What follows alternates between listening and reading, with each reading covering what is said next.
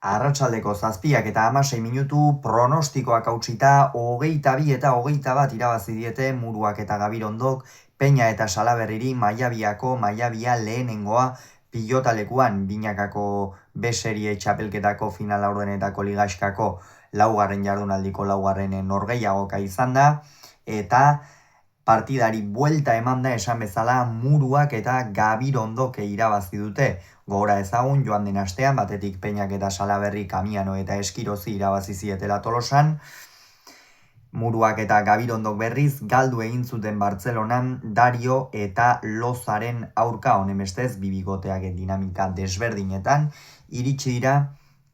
eta egia esan, Jon Ander Peñaren partida hasiera aipagarria izan da. Esaten ari gara, astero, behin eta berriz, teoria mailan behintzat bere maila ikusita, B-seriean nabarmendu beharko lukeela jokoan, eta partida hasieran horixe egin du. Gainera, estrategia ona hartu du, badakigu sakatzaile aparta dela, azpitik oso sake gaiztoak eta pozoitsuak egin ohi ditu, eta, badakigu Gabirondori behar bada beste zenbait atzelariri baino gehixeago kostatzen zaizkiola azpiko pilota horiek, eta hortikan bilatzeaz gain, arriskatu beharrean edo ezker sotamanoarekin ere pilota atzeratzen saiatu da, askotan behar bada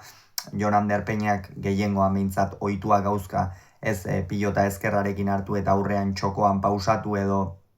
ezker gantxoa egitera, gaur tarteka sotamanoa ere bilatu du, eta egia esan oso eraginkor aritu da, asmatu du gainera, harrapatua labukatzen aritu da Tolosako aurrelaria, eta horiek albiste onak ziren, gorrientzat 12 eta 5 aurreratu dira, atzean ere Ruben Salaberri orokorrean nagusi izan da, eta bigarren zatia ere antzeko moduan joan da, Jon Ander Peñak asmatzen jarraitu du, Ander Muruak ez du eroso sartzerik izan jokoan, egia da bigarren zatiaren hasiera horretan asmatu duela, pare bat tantotan, pare bat erremate ikusgarri egin ditu Arrasateko aurrelariak eta erakutsi du jokoan dagoela, norgehiagoka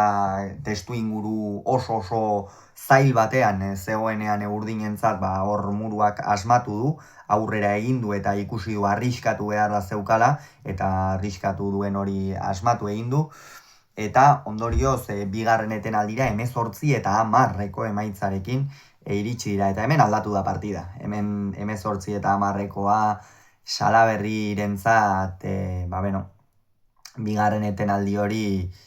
erabat kriminala izan da. Erabat okertu da, ondoa jo du Salaberrik, oso galtzaile ibili da,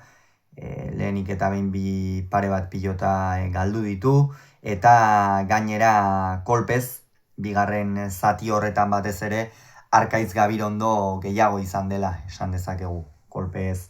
gehiago izan da, gehiago dominatu du, eta ondorioz Salaberri pilota dezente galdu ditu. 18, 20 eta 18 aurreratu dira, berriro ere gorriak, baina ordurako partida oso berdinduta zegoen, aurrean ere Ander Murua ikeragarri asmatzen aritu da, batez ere, 12 eta 5 horretatik aurrera beste Murua bat ikusi dugu, egia da jokoan esan daitekeela orduan eduki duela sartzeko beta, baina Ander Murua bikain bat ikusi dugu, tarte horretatik aurrera,